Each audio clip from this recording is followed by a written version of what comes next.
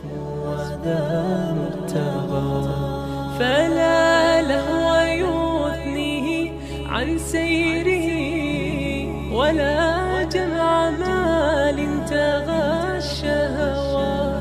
إذا ما ينادي منادي الفلاح، تراه لذاك يحث خطاه، تراه لذاك يحث خطاه. جمال الوجود بذكر الإله، وتصفو الحياة بنور هداه.